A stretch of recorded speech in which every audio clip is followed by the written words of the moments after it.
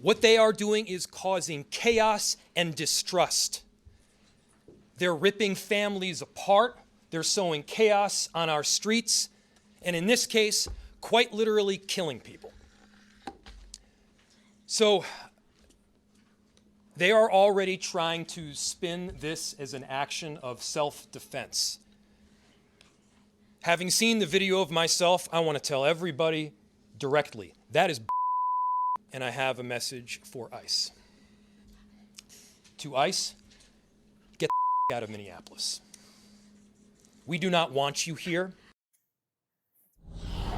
So let's go right to Mike Tobin. He is standing by there in Minneapolis. Mike, what's the latest? And Dana, DHS says that vehicle involved in this shooting was weaponized and directed at the agents. They say the agent who fired the shots was in fear of his life and the lives of his fellow agents. There are a number of videos circulating on social media right now. The ones in which you can see the agent who fired the shots, you will see 3 agents get out onto Portland Avenue and approach that vehicle. One of the agents was standing directly in front of that Honda SUV when it lunged forward. He fired 2 shots through the windshield. One of them, at least, struck this woman and killed her. Now, Jacob Fry, you heard him say that he doesn't buy the narrative at all, using the phrase BS there. Governor Tim Walz, with all the heat that he has been under lately, he said what he wants now is to get federal agents out of Minnesota. We do not need any further help from the federal government. To Donald Trump and Kristi Noem, you've done enough. Minnesota will not allow our community to be used as a prop in a national political fight. We will not take the bait. Now, chaos ensued immediately after the shooting. People descended on the scenes. They tried to push through the outer perimeter of the federal agents who were trying to keep the crime scene secure. That is when we saw the pepper spray come out. Tear gas came out a couple of times during the day today. The crowd remained on that scene, growing to about 400 strong at one point.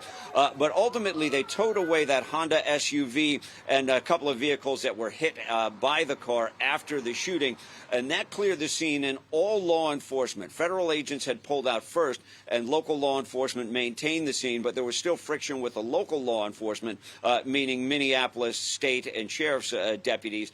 They pulled all of them out, and that turned the protests at the shooting scene into a march. The march ultimately dissipated. You now have about 150 people still at that scene in South Minneapolis, and the crowd is quite emotional. Dana? Mike, thank you so much. And I just want everybody to have a chance to hear from the Secretary of Homeland Security, Kristi Noem. She reacted earlier. You asked about a shooting that we just had in Minneapolis, Minnesota. It was an act of domestic terrorism. What happened, it was our ICE officers were out in an enforcement action. They got stuck in the snow because of the adverse weather that is in Minneapolis. They were attempting to push out their vehicle, and a woman attacked them and those surrounding them and attempted to run them over and ram them with her vehicle. An officer of ours acted quickly and defensively shot to protect himself and the people around him. All right, we'll get this news analyzed by the folks here at the table. Lawrence, vehicles can be used as a weapon. Is that what you think happened here?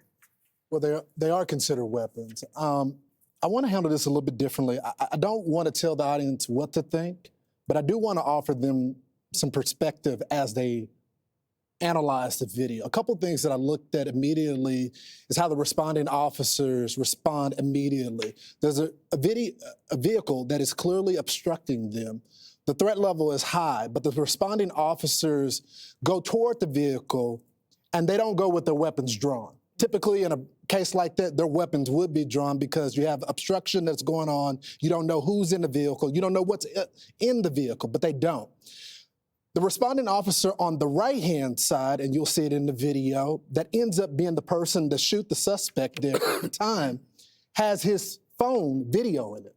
You see a cell phone the entire time. He then makes his way, which is standard operating procedure. When you don't see someone that's in the passenger side, you want to get a clear view of the windshield so you can see who's in the vehicle, right? So he's positioned there. There's another officer that's on that side where the suspect is that's driving the car. He still has his cell phone filming the entire thing. Now then, as they're given the command to stop the car, one of the officers puts his arm into the vehicle, because that's a dangerous situation. His gun is still not drawn. His arm is in the car trying to open the door, all right? The officer, at some point, when you see the other angle, and we're showing it right here, that's in the front, that has his cell phone, when the vehicle starts to go forward, puts his phone down, draws his guns, and fires a shot in the front of the windshield, striking the suspect.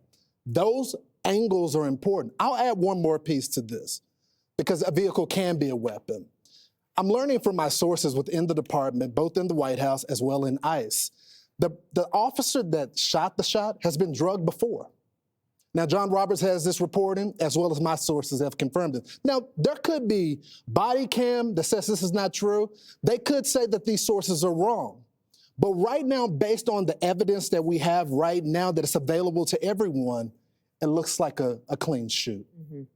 Emily, I want to just play for you from Governor Walz. He's been in the news a lot lately, and for other reasons, which we might get to a little bit later, on the fraud there in Minneapolis and the welfare fraud. But he also came out in front of the cameras today, talked about the shooting. We have been warning for weeks that the Trump administration's dangerous, sensationalized operations are a threat to our public safety, that someone was going to get hurt. Just yesterday, I said exactly that. What we're seeing is the consequences of governance designed to generate fear, headlines, and conflict. It's governing by reality TV. And today that recklessness cost someone their life. Any thoughts here on the legalities or on those comments? Right. Well, first of all, him mentioning reality TV and recklessness, those are his comments. And he's the one that is theatrical and dynamic on stages, calling President Trump ICE agents, Gestapo, and Nazis. So we can get to that a little bit later as well, because I do want to focus on the legalities for a second. So for those that on the left that have been jumping to conclusions that this is murder and it wasn't self-defense, including the mayor, which is so, speaking of reckless, absolutely worthless and such a rotten form of leadership to come out of the gate and say it was not self-defense. But here's the standard that officers abide by. First of all, if the officer reasonably believes that the suspect poses an imminent threat, not just of actual deadly injury, but of serious imminent injury, then that can be justified in shooting. And the factors, including just last year by the Supreme Court, involve the totality of circumstances. So let's look at the totality of circumstances here. First of all, they clearly said on multiple angles of those video, you can hear them saying, get out of the car. When a suspect is requested to get out of the car, that means that it is a temporary investigative detention. That is a Fourth Amendment seizure.